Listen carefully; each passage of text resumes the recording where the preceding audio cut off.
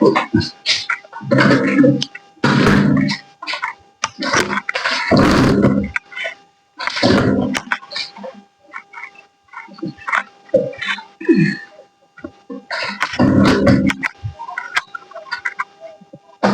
चलिए दोस्तों, आज जो है हम बात करेंगे शिवाजी के राज्याभिषेक, मराठा साम्राज्य के बारे में जो हम लोग पढ़ रहे थे उसको आगे बढ़ाते हुए आज शिवाजी के राज्याभिषेक का जो है हम लोग चर्चा करेंगे। तो कहता है कि 16 जून 1674 को काशी के प्रसिद्ध पंडित विश्वेश्वर जी गागभट्ट ने राज्याभिषेक संपन्न करवाया तथा शिवाजी ने छत्रपति और गो ब्राह्मण प्रतिपालक की उपाधियां धारण की। जैसा कि पिछली क्लास में हमने आपको बताया था कि 1669 ईस्वी वो समय था जो कि शिवाजी और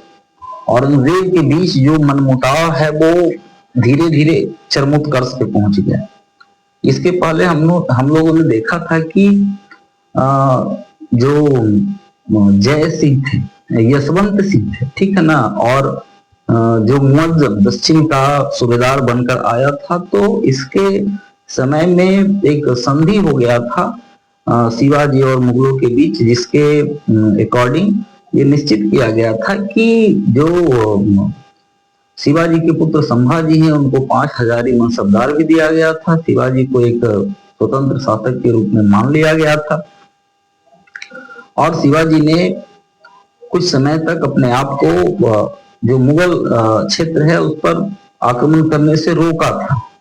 लेकिन 1669 ईस्वी जो है वो समय होता है जब हमने आपको बताया था कि इस समय औरंगजेब का जो एक धार्मिक कट्टरता है वो फिर से उभर कर सामने आता है। ये क्या करता है कि काशी में जो विश्वनाथ मंदिर है और मथुरा का जो कृष्ण मंदिर है, कृष्ण जन्मभूमि, तो इन सारे मंदिरों को इसने ध्वस्त करवाना शुरू कर दिया, जिससे जो शिवाजी थे वो नाराज हो गए, क्योंकि शिवाजी भाई हिंदू हृदय सम्राट के रूप में जाने जाते थे और हिंदुओं के पुनरुत्थान के लिए महाराष्ट्र में इनके जो भी एक प्रकार से कह सकते हैं कि आध्यात्मिक गुरु थे, रामदास थे, वो हमेशा इनको प्रेरित करते रहते थे। तो पूरे महाराष्ट्र में शिवाजी का जो एक कैरेक्टर था वो एक अलग टाइप का कैरेक्टर था, मतलब हिंदू धर्म के रक्षक के रूप में इनको जाना जाता था। लेकिन जब औरंगजेब ने इस तरीके का जो कृत्य है वो करना शुरू किया, तो अब ये निश्चित हो गया कि भाई औरंगजेब के साथ ज्यादा दिन तक नहीं रहा जा सकता है, क्योंकि इससे शिवाजी का जो अपना व्यक्तित्व है उस पर भी इसका प्रभाव पड़ता। दूसरा, शिवाजी का खुद का जो व्यक्तित्व था वो भी इस बात की इजाजत नहीं देता था कि इस प्रकार के जो आताताई हैं, हिंदू धर्म को मिटाने वाले लोग हैं, हिंदू धर्म पर कुठारघात करने वाले लोग हैं, उनके साथ मिलकर चला जाए। तो अब ये स्थिति होता है कि भाई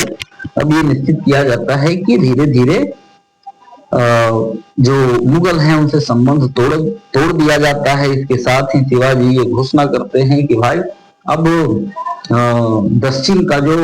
राजा है, दक्षिण का जो मालिक है वो हम हैं, औरंगजेब नहीं है या मुगल नहीं है। और ये फिर से पुनः जो मुगलों के क्षेत्र थे वहां से चौथ और सरदेशमुखी वसूल करना शुरू कर देते हैं। इसके लिए फिर हमने आपको बताया था कि बीजापुर के साथ भी एक संधि जो होता है उस संधि को भी ये तोड़ देते हैं, क्योंकि बीजापुर का जो शासक है आदिल शाह, ठीक है ना, अली आदिल शाह, उसकी मृत्यु हो जाती है, जिससे साम्राज्य का स्थिति बहुत दयनीय हो जाता है, उथल पुथल हो जाता है। तो उस समय शिवाजी ने अपने ये जो संधि बीजापुर के साथ किया था उसको भी तोड़ दिया। और एक प्रकार से ये मुस्लिम राज्य थे तो कहीं ना कहीं इनका एक दूसरे के प्रति सहानुभूति होता था, ठीक है। तो इसलिए शिवाजी ने उससे भी संधि तोड़ दिया और संधि तोड़ने के बाद इन्होंने दक्षिण के जो राज्य थे, चाहे वो बीजापुर के अंतर्गत आते हो या मुगल के अंतर्गत आते हो, उन सारे राज्यों को लूटना स्टार्ट किया, वहां से चौथ और सरदेशमुखी वसूल करना शुरू किया। बीजापुर और जो मुगल थे उन्होंने इसके लिए अपने अपने सेनापतियों को भी भेजा, लेकिन ये जो सेनापति थे उनको मुंह की खानी पड़ी और शिवाजी के सामने उनका एक नहीं चला। अब चूंकि जो शिवाजी थे उनको अब ये लगा कि भाई जो और भी बाकी लोग जो इनको समझते थे कि भाई ये क्षत्रिय नहीं है, निम्न वर्गीय हैं, तो इनको मतलब राजा की उपाधि नहीं दी जा सकती है या इनको एक स्वतंत्र शासक के रूप में मान्यता नहीं दी जा सकती है। मतलब इस प्रकार के लोग जो कि शिवाजी के जाति को लेकर, ठीक है ना, उनसे कुछ मतभेद रखते थे, छत्रपति की उपाधि से कुछ मतभेद रखते थे, उन सारे लोगों को एक मैसेज देने के लिए कि भाई हम ही जो है वो जितने भी यहाँ देशमुख हैं उसके हेड होने के नाते सरदेशमुखी तो वो वसूलते ही थे, अब उस पर एक मुहर लगाना चाहते थे अपने राज्याभिषेक के रूप में। लेकिन होता क्या है कि महाराष्ट्र के कहता है कि महाराष्ट्र के जो कुछ ब्राह्मण थे उन्होंने शिवाजी का राज्याभिषेक करने से मना कर दिया कि शिवाजी उच्च कुलीन क्षत्रिय नहीं थे, इसलिए इनका राज्याभिषेक नहीं किया जा सकता है। लेकिन जैसा कि हमने आपको बताया कि काशी के साथ शिवाजी का बड़ा गहरा संबंध था और जो इनके गुरु थे रामदास, उनको समर्थ रामदास की उपाधि भी काशी में ही मिला था। ये जो गुरु रामदास थे वो एक प्रकार से कह सकते हैं आपकी शंकराचार्य के जैसे ये भी जो है वो घूम घूम कर चारों दिशाओं में हिंदू धर्म का ये प्रचार करते रहते थे, प्रसार करते रहते थे। तो उनके प्रभाव से या शिवाजी का अब तक इस प्रकार का व्यक्तित्व हो चुका था कि उससे काशी के जो प्रसिद्ध पंडित थे विश्वेश्वर जी गागभट्ट, उनको बुलवाया गया और विश्वेश्वर जी गागभट्ट ने इनका राज्याभिषेक संपन्न करवाया 16 जून 1674 को। राज्याभिषेक संपन्न होने के बाद शिवाजी ने छत्रपति और गो ब्राह्मण प्रतिपालक की उपाधियां धारण की। गो ब्राह्मण प्रतिपालक की उपाधियां मतलब गौ और ब्राह्मणों का रक्षक के रूप में इन्होंने सिंहासन पे आरूढ़ हुए। लेकिन कहता है कि ये जो इनका राज्याभिषेक जो करवाया गया था इसके 12 दिन बाद ही, आफ्टर 12 डेज, 12 दिन बाद ही क्या होता है कि जो इनकी माँ होती है जीजाबाई, उनकी मृत्यु हो जाती है। ठीक है, तो इससे जो शिवाजी के जो प्रसिद्ध तांत्रिक थे, एक प्रसिद्ध तांत्रिक थे जो कि शिवाजी के पुरोहित थे, ठीक है ना, वो पुनः जो है वो राज्याभिषेक करवाते हैं 4 अक्टूबर 1674 ईस्वी को। इनका मानना था कि लगता है कि ये इनका कहना था कि जो राज्याभिषेक करवाया गया है वो तांत्रिक विधि से नहीं करवाया गया है, जिसके कारण ये जो है वो अनहोनी हुआ है। इसलिए ये क्या करते हैं कि शिवाजी का फिर से राज्याभिषेक करवाया जाता है 4 अक्टूबर 1674 ईस्वी को। अब ये जो दोनों राज्याभिषेक करवाया जाता है इसमें करीब 50 लाख रुपया जो है वो खर्च होता है। कहता है कि इसमें जितने भी राज्य के प्रतिनिधि थे उनको बुलाया जाता है, जो उस समय पुर्तगाली, अंग्रेज, डच कंपनियों के भी प्रतिनिधि थे उनको बुलाया जाता है। करीब 1 लाख मेहमान जो है उनको इस राज्याभिषेक का जो कार्यक्रम है उसमें बुलाया जाता है। तो भाई खर्च बहुत ज्यादा होता है, 50 लाख रुपया उस समय खर्च होता है, जिससे मराठा जो साम्राज्य कोष है उस पर एक भारी भरकम जो है वो ये पड़ता है, भाई कोष जो है उस पर बोझ पड़ता है। हाँ, लेकिन जो भी है इसकी पूर्ति जो है वो देखेंगे हम आगे कि शिवाजी कैसे करते हैं। ये शिवाजी का जो राज्याभिषेक है वो, अब यहाँ आप एक चीज जो है आप हमको बताइएगा कि वो प्रसिद्ध तांत्रिक और शिवाजी के पुरोहित कौन थे जिन्होंने शिवाजी का दूसरी बार राज्याभिषेक करवाया था। ये आप कमेंट बॉक्स में इसका आंसर आप लिखेंगे। हाँ, तो वो कहता है कि ये जो शिवाजी का जो राज्याभिषेक हुआ दक्षिण में, इस प्रकार का जो राज्याभिषेक किया गया वो एक प्रकार से जो दक्षिण में हिंदू साम्राज्य की स्थापना है उसका एक सफल प्रयास था। और पहले शिवाजी से पहले दक्षिण में जो विजयनगर के प्रसिद्ध हिंदू साम्राज्य का गौरव गरिमा है उसको पुनर्जीवित करने का प्रयास किया शिवाजी ने। मतलब जो लोग थे, जो हिंदू लोग थे, दक्षिण के जो हिंदू लोग थे, उनको पुराना जो विजयनगर साम्राज्य था और विजयनगर साम्राज्य में जो गौ ब्राह्मण और जो मातृभूमि है उसका जो कंसेप्ट था, हिंदू देवी देवताओं का यज्ञ विधि पूजा अनुष्ठान, इन सारी चीजों का जो महत्व था, या उस समय जो ये सारे कार्य किए जाते थे इतने ठाठ बाट से, तो उसका जो याद है वो इन लोगों को आने लगा। इन लोगों को लगा कि लगता है कि विजयनगर साम्राज्य का फिर से पुनरुत्थान हो रहा है।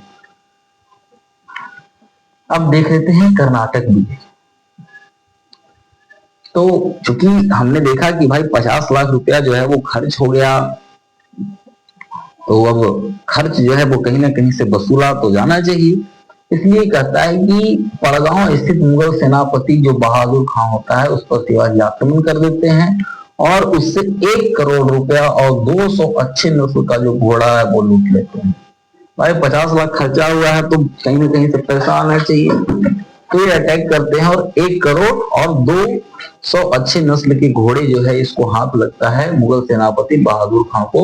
ये पराजित करते हैं ये पड़गांव में। उसके बाद ये बलगाना और खानदेश पर भी आक्रमण कर देते हैं और वहां का जो मुगल हकीम होता है कुतुबुद्दीन खां सिखजी उसको ये पराजित करते हैं और उसके बाद जो अनेक शहर हैं उनको लूटा जाता है। फिर ये कोल्हापुर पर अधिकार कर लेते हैं। इसके साथ बीजापुर, गोलकुंडा और हैदराबाद पर भी आक्रमण किया जाता है और इन सारे रियासतों को भी लूटा जाता है। सिर्फ इन सारी रियासतों को ही नहीं बल्कि पुर्तगाली जो प्रदेश है बड़ौदा और अन्य जो प्रदेश है पुर्तगालियों का, वहां भी आक्रमण किया जाता है और उन सारे जगहों को भी लूटा जाता है। अब यहाँ आप ध्यान दीजिएगा कि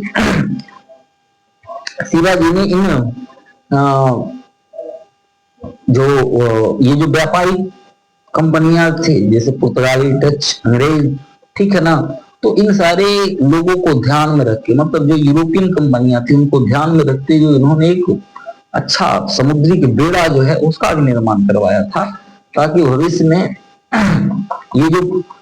यूरोपियन कंपनियां हैं वो अपना विस्तार न कर पाए या मनमानी न कर पाए, ठीक है ना। और अगर मनमानी करें तो इन पर सही तरीके से नियंत्रण स्थापित किया जा सके। और शिवाजी कितना ज्यादा दूरदर्शी थे आप इसको इस बात से समझते हैं जब आप पढ़ते हैं सिराजुद्दौला के बारे में पढ़ते हैं, ठीक है ना, ब्लैक होल का जो घटना है उसके बारे में पढ़ते हैं कि जब सिराजुद्दौला ने आक्रमण किया, ठीक है, और अंग्रेजों पे जो कि बाद में हॉलबेल ने जो है वो ब्लैक होल का एक जो घटना है वो रखा। बहुत सारे विद्वान हैं वो अलग अलग मत रखते हैं, कुछ का मानना है कि ऐसा कोई घटना हुआ ही नहीं, खैर जो भी है। तो उस समय क्या था कि ये अंग्रेज लोग जब अटैक हुआ वहां कासिम बाजार पे, तो ये जो अंग्रेज लोग थे वो क्या हुए तो वहां से भाग गए और भाग गए कहा, समुद्र में। अब भाई समुद्र में भाग गए तो आपके पास अगर समुद्री बेड़ा रहेगा तब तो आप उसका पीछा करेंगे, लेकिन जब उधर से और अंग्रेज फौज आया साथ में तब वो जो है उसके साथ आया और बाद में सिराजुद्दौला का क्या हश्र हुआ वो आपको पता है। तो इन्हीं सारी चीजों को ध्यान में रखते हुए शिवाजी ने एक मजबूत नौसैनिक बेड़ा जो है उसका भी निर्माण करवाया और जो यूरोपियन कंपनियां थी उसके ऊपर भी इन्होंने अपना प्रभुत्व जमा कर रखा। कहता है कि मुगल सेनापति बहादुर खां इस समय क्या करता है कि बीजापुर पर हमला कर देता है। अब बीजापुर के जो शासक है, चूंकि बीजापुर के शासन व्यवस्था को हमेशा शिवाजी के द्वारा संरक्षण प्रदान होता था।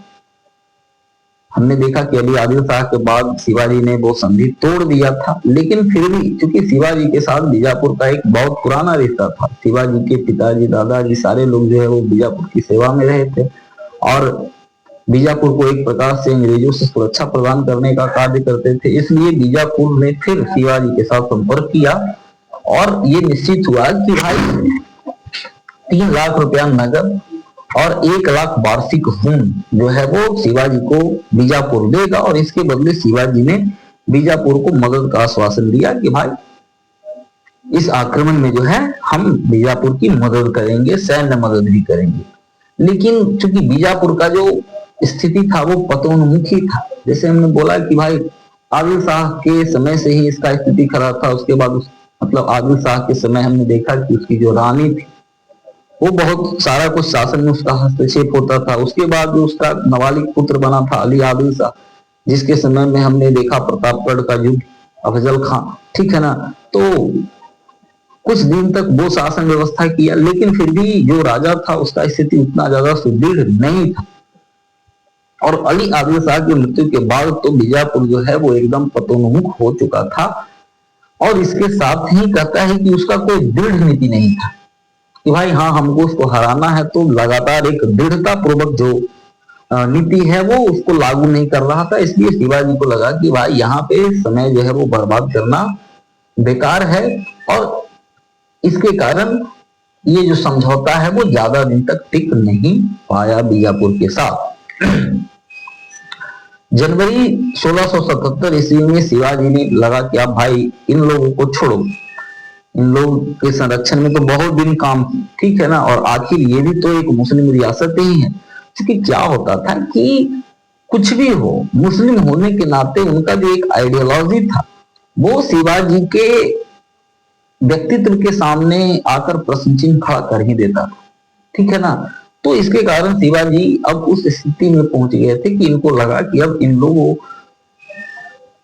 को संरक्षण देना और इन लोगों के पीछे खड़ा होना जो है वो अब समय जो है वो अब निकल गया है। अब जो है हमको खुद जो है वो एक शासन व्यवस्था जो है उसको मजबूत करके साम्राज्य विस्तार की ओर ध्यान देना चाहिए। और इसलिए 1677 ईस्वी में इन्होंने कर्नाटक विजय की तैयारी जो है वो शुरू कर दी। ये कर्नाटक जो था, कहता है कि जो कर्नाटक था वो उस समय तक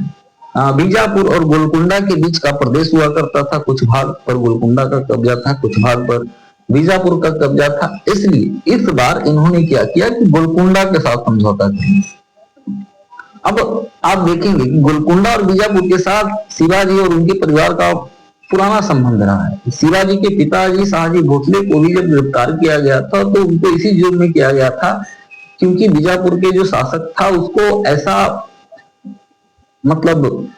सोर्स से कुछ पता चला था या उसको ऐसा अनुमान था कि जो शाहजी है वो गोलकुंडा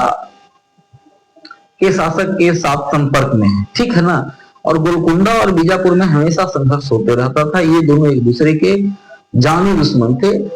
तो इस बार शिवाजी ने क्या किया, और शिवाजी के जो पिताजी थे वो हमेशा बीजापुर के साथ रहते थे, लेकिन इस बार शिवाजी ने गोलकुंडा के साथ समझौता कर लिया और दक्षिण विजय का अभियान शुरू किया गोलकुंडा से समझौता करके कि भाई बीजापुर का जो क्षेत्र है उसको हम कब्जा कर लेते हैं, हम नहीं करेंगे तो मुगल लोग कर लेंगे, इससे अच्छा है कि हम ही कर लेते हैं। कहता है कि इसी समय कर्नाटक के साथ साथ इन्होंने जिंजी, बेलौर आदि जो क्षेत्र थे उसको विजय किया और पूरे कर्नाटक से करीब इन्होंने 100 जो दुर्ग था, पूरे कर्नाटक में 100 जो दुर्ग थे उस पर शिवाजी ने देखते देखते धीरे धीरे अधिकार कर लिया, जिसकी वार्षिक आय करीब 20 लाख हुन थी। तो इस प्रकार शिवाजी का जो साम्राज्य है वो पूरे कर्नाटक का क्षेत्र, खास करके कर्नाटक का वो क्षेत्र जो कि बीजापुर के हिस्से में पड़ता था, तो उन सारे क्षेत्रों को बीजापुर ने, उन सारे क्षेत्रों को शिवाजी ने गोलकुंडा के साथ समझौता करके उस पर अधिकार कर लिया।